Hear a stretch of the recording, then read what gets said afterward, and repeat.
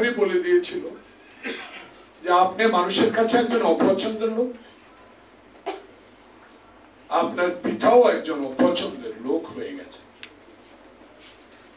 গণতন্ত্রকে যখন গলা টিপে হত্যা করেছিল, যখন সংসদে দাঁড়িয়ে কোথায় সিরাজ শিকদার উচ্চারণ করেছিল, যখন সকল সংবাদপত্র বন্ধ করে দিয়েছিল, যখন আমার দেশ আমার স্বাধীনতা আমি অর্জন করেছি, আমি থাকবো, আমার পরিবার থাকবে, এমন বাক্য উচ্চারণ করছিলেন, তখনই মানুষের মনের কোঠা থেকে এই পরিবারের নামটা মুছে গিয়েছে।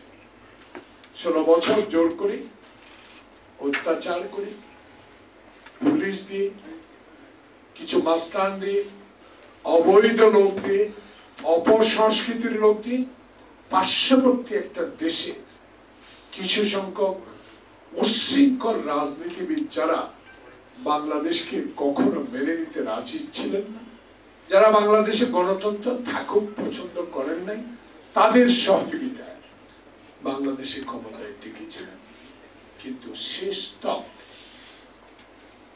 থাকতে পারে, চলে যেতে বাধ্য হয়েছে। সবাই মিলিত আন্দোলন, আমি একা করব, কিন্তু আমি দাবি রাখতে পারি, আমি যখন খালি পায়ে হাফ প্যান্ট পরে ছিঁড়া গেঞ্জি পরে যুদ্ধ করে বাংলাদেশ স্বাধীন করেছিলাম, যারা 16টি বছর পার্লামেন্টে বিনা ভোটের পার্লামেন্টে দাঁড়িয়ে মুক্তিযুদ্ধের সপক্ষের কথা বলতেন, আমার কান চোখ সব জানা হলো। আমি তখন ওই পার্লামেন্টের 5 বার সংসদ সদস্য ছিলাম। তাদের কথাগুলোর উত্তর দেওয়ার সে সুযোগ ছিল না। হাত উঠিয়ে মিনিটের পর মিনিট হাত তুলে রাখতে আমি স্পিকারের দৃষ্টি আকর্ষণ করতে পারতাম। এমন গণতন্ত্র দেশে ছিল যে গণতন্ত্রে স্পিকারের বাম দিকের লোকেরা কোনো কথা বলার শক্তি সাহস ছিল। আজকে তাই তখনকার সময়ে হাবিবের কথা শুনতেন, তখনকার কিছু ভালো ছাত্র নেতাদের কথা শুনতেন, আর ক্ষমতা আসার পরে যেন তেন প্রকারে ক্ষমতা আসার পরেও কিছু ভদ্রলোক আওয়ামী লীগের ছিল, তাদের কথা যদি শুনতেন, তাহলে বাংলাদেশে স্থিতিশীল একটা নির্বাচনের ব্যবস্থা শেখ হাসিনা তার দল করতে পারে।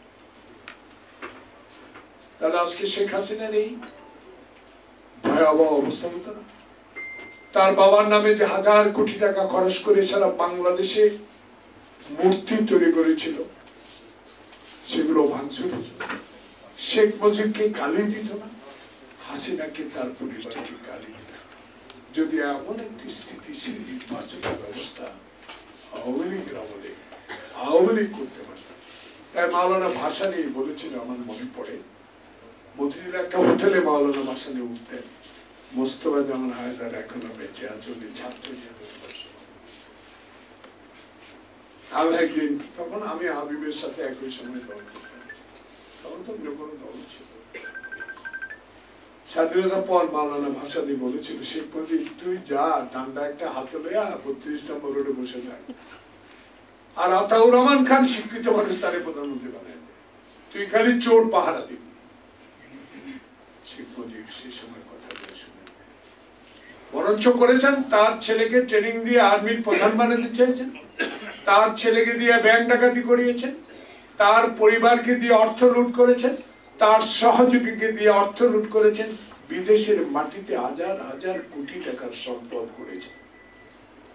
ভালো আওয়ামী লীগের কথা তখন শেখ হাসিনা শুনে না, উল্টো শুনেছেন খালেদা জিয়াকে কেমনে নিঃশেষ করা যায়, বিএনপিকে কেমনি ভাবে দেশের রাজনীতিকে নিঃশেষ করা যায়, ভবিষ্যতের প্রজন্ম তারেক রহমানের মেরুদণ্ড কিভাবে ভেঙে তছনছ করে দেওয়া যায়, শেষ করে দেওয়া যায়, আরাফাত রহমান কোকরিকে বিদেশে পাঠিয়ে কিভাবে মৃত্যুবরণ করতে হয়।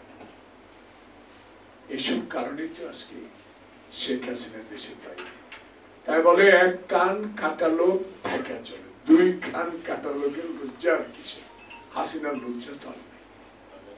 হাসিনা তো নির্লজ্জ, হাসিনা তো গণতন্ত্র হত্যাকারী, হাসিনা তো বাংলাদেশের মানুষের অধিকার হরণকারী, হাসিনা তো বাংলাদেশের সংবিধান নষ্টকারী, হাসিনা তো বাংলাদেশের সুপ্রিম কোর্টকে, প্রধান বিচারপতিকে নিজের আওতায় আনার জন্য একটা বিচার বিভাগকে ধ্বংস করার নেত্রী।